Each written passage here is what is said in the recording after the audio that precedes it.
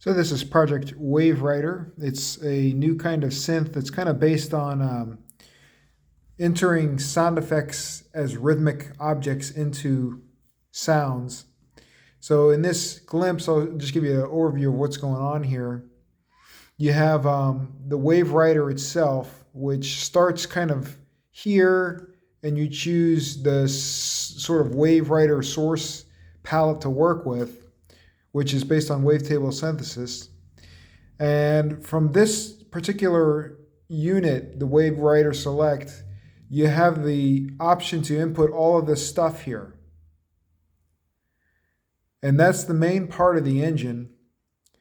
And then as a secondary component to this, I didn't want to go too crazy because it's a very complicated system just as it is, but I did want to add a touch of ambiance if needed to kind of support the waveRider, atmosphere, literally, no pun intended. So you have a pad section. Now the pad section doesn't actually run through any of this stuff. The pad section is just a pad with a nice ambient reverb. It's really no frills, but it does have the capability to switch pads, and which gives you a slightly different textural complement to the waveRider, because the main component of this system is all this capability to enter all this sound design information, time-based information, and things to basically warp the wave as you play the keys. So you create very lively animated effects. And so you have some basic spectral transformations going on here, ring modulation, convolution, some subtle reverb and filter effects. And these are all basically rhythmic and built into each note. So when you play a note,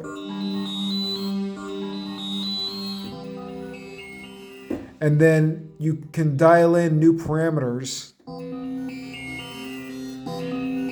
and you can change the length of these things, or you can have none of that at all. If you don't like that particular sound for what you're going for, you can take that out. And I created some options to finesse certain elements of it as well. And I do have a couple filters because this stuff can be kind of ringy. So I created some filters besides the step filter. You have some filters to diminish some of the tonality of this thing because it can go quite off the charts. But it does keep a pretty good balance overall. And if you need to adjust the volume so you don't have too much clipping depending on how much you play, or too much volume depending on how much you play or how loud you play, you can do that right at the top here. So this is basically the layout that they provided. As I was entering all this data and then sort of making it fit in certain ways, they sort of squared it up here in this modular effects building system, musical instrument building system. So anyways, I'm playing all these things through a keyboard like this. And so, for instance, if I was going to play really fast, I might not want so much of the pad, so I could diminish that a little bit or just disable it altogether. So that's the gist of what's going on with waveRider. It's one of the coolest things I've ever had the privilege to kind of design, along with the MXXX engine itself, which is the core powerhouse behind all this. And then we have the wave selection here for your various wavetables. And then lastly, I think I mentioned this already, but you can switch the pads as well. So if you have a wave that's kind of conflicting with the pad, you could either dial back or just try a different pad. Again, because I wanted to give some kind of supportive material to the wave system. But ideally, the system is about the waveRider principles of drawing in your effects.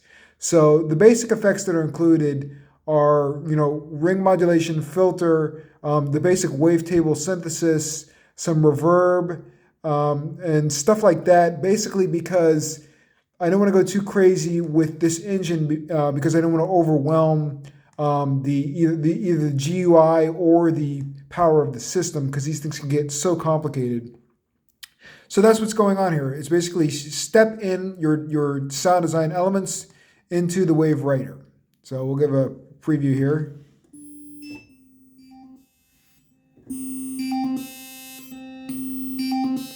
And that's without the pad. So here's an example with the pad. And then we can change that pattern. So it sounds a little bit like sample and hold, but it's a real detailed version to where it becomes a completely new way of sound design. So that's the gist of the waveRider. A lot more going on than that, and I'll hopefully get some interesting presets going for this as well.